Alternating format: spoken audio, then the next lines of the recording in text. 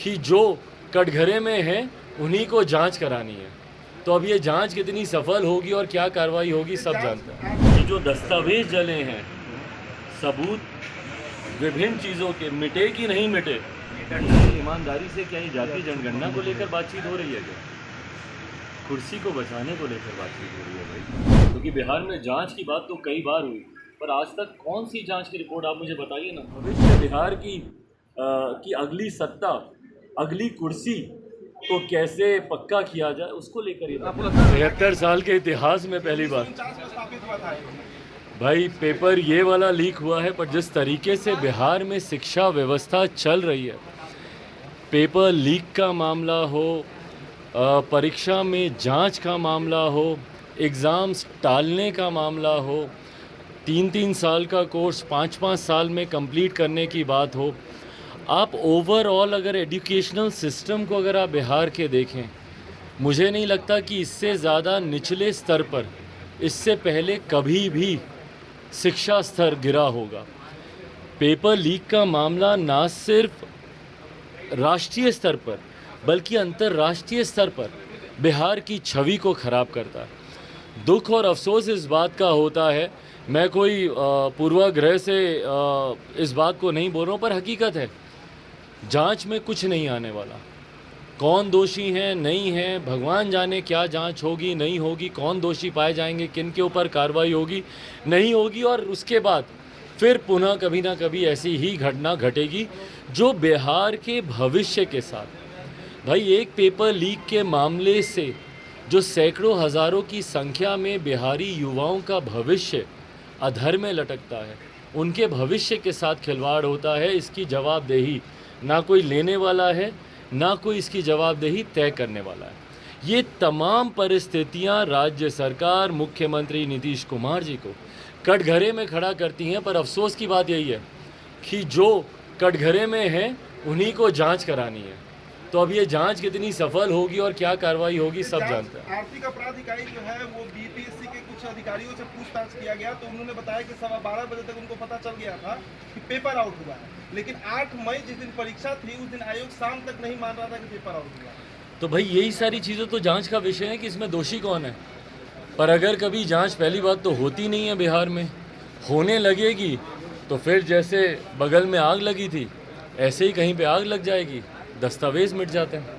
जातीय जनगणना पर चर्चा हो रहा है मुख्यमंत्री जी को, तो ताज्जुब भी कई बातों पर होता है पर उसके बाद कुछ होता नहीं है। दिक्कत इस बात की है, फुल हवा से उड़ जाता है, ताज्जुब होता है, आश्चर्य होता है, पर होता क्या है? दिन दहाड़े गोली मार दी जाती है लोगों को, ताज्जुब होता है, आश्चर्य होता है, पर होता क्या? शिक्षक हमारे सर मुंडवा कर बैठे हैं, ताज्जुब होता है, आश्चर्य होता है, पर होता क्या? कुछ नहीं होता बिहार में। कार्रवाई तो हो रही है।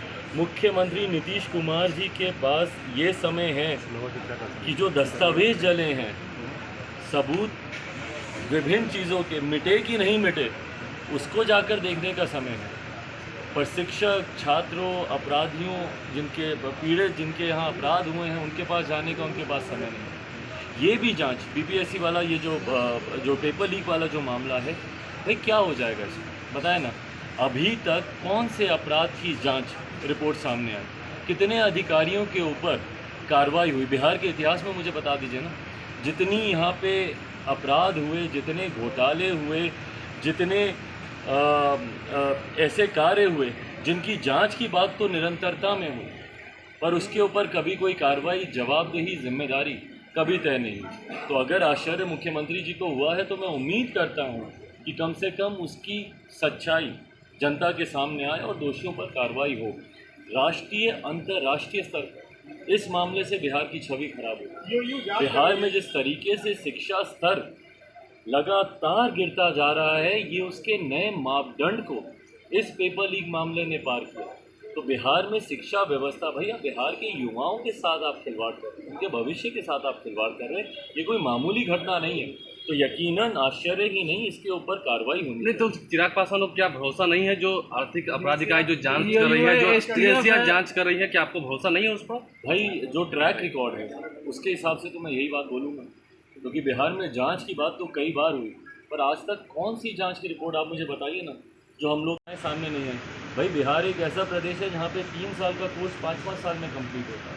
छात्र सड़क पर बैठे रहते हैं, तो ज़रूर इसमें कहीं ना कहीं तो लापरवाही हुई। कास्ट सेंसस को लेकर क्या जनगणना कहेंगे? को क्या कहेंगे? जिस तरह से तेजस्वी यादव और नीतीश कुमार मुलाकात कर रहे हैं, लंबे समय के बाद बंद करने में मुलाकात हुई अच्छा, आप है। बताइए ईमानदारी से, क्या ये जातीय जनगणना को लेकर बातचीत हो रही है क्या? कुर्सी को बचाने को लेकर बातचीत हो रही है भाई। जातीय जनगणना तो बहाना है भाई। जातीय जनगणना अगर आपको करानी है आप करवाइए ना, मुख्यमंत्री हैं आप प्रदेश के, कौन रोक रहा है आपको जातीय जनगणना कराने से? भाई केंद्र सरकार ने तो स्पष्ट कर दिया, आपके घटक दल ने आपको क्लियर कर दिया इस बात को लेकर कि भाई हम नहीं कराने वाले जातीय जनगणना। आप तो गए थे प्रधानमंत्री जी के पास भी, उस वक्त भी आप नेता प्रतिपक्ष को अपने साथ लेकर गए थे। तो आज 1 घंटे तक कमरे में बैठकर आप क्या बातचीत कर रहे हैं? आपको लग रहा है कि सही में जातीय जनगणना को लेकर बातचीत हो रही है? आपको क्या लग रहा है? मुख्यमंत्री नीतीश कुमार जी जिस तरीके से, भाई बिहार की विडंबना भी यही रही है कि सिर्फ कुर्सी को बचाने को लेकर आज की तारीख में 19 लाख रोजगार को लेकर कौन बात कर रहा है? मुख्यमंत्री जी के पास समय है, पैदल चलकर नेता प्रतिपक्ष जी की इफ्तार पार्टी में वो चले जाते हैं, पर ये समय नहीं है कि भैया जो शिक्षक यहाँ पर सर मुंडवा कर बैठे हैं उनके पास चले जाए। उनके पास ये समय नहीं है कि भैया जो छात्र, जो अभ्यर्थी यहाँ पर परेशान हो रहे हैं उनके पास चले जाएँ, पर उनके पास नेता प्रतिपक्ष जी की इफ्तार पार्टी में पैदल चलकर जाने का समय है, उनके साथ 1-1 घंटे बंद कमरे में बैठक करने का समय है। ये बैठक जातीय जनगणना को लेकर नहीं भैया, भविष्य बिहार की अगली सत्ता, अगली कुर्सी को कैसे पक्का किया जाए उसको लेकर ये आपको लगता है आरजेडी प्लस जेडीयू का ये फॉर्मूला फिर से चल रहा है भीतर खाना में? क्यों नहीं चल सकता? चल रहा है। क्यों नहीं भाई? 2015 में नहीं चला था क्या? और जब उस वक्त चला था तो कितने लोगों को खबर हुई थी? 2017 में जब वापस मुख्यमंत्री नीतीश कुमार जी रातों रात एनडीए गठबंधन का हिस्सा बने, कितने लोगों को खबर हुई? तो अगर कोई ऐसी बातचीत चल रही है तो उसमें आश्चर्य तो नहीं होना चाहिए। प्रधानमंत्री ने कहा है कि उत्कर्ष समारोह में कहा है कि मैं अलग मिट्टी के बना हूँ, 2 बार पीएम बन गया तो क्या अभी बहुत कुछ करना बाकी है, तो सरकारी योजनाओं को 100% हासिल करवाना है, प्रधानमंत्री ने कहा। अच्छी सोच है, बिल्कुल। सरकारी योजनाएं धरातल पर उतरती नहीं हैं, इसीलिए समस्याएं आती हैं।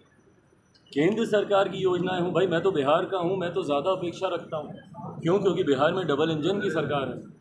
तो ऐसे में तो केंद्र सरकार की योजना और राज्य सरकार की योजना, और भाई बहुत लंबे समय के बाद ये खूबसूरत तालमेल बिहार को मिला। बिहार में अभी तक यही विरोधाभास चलता था ना कि केंद्र में कोई और सरकार, राज्य में कोई और सरकार। पिछले इतने समय से मुख्यमंत्री नीतीश कुमार जी भी जब सत्ता में रहे, मुख्यमंत्री रहे, तो एक लंबा समय तो उन्होंने भी विरोधाभास में ही निकाला। केंद्र में यूपीए की सरकार थी, यहाँ पर एनडीए की सरकार थी, पर अब तो डबल इंजन की सरकार।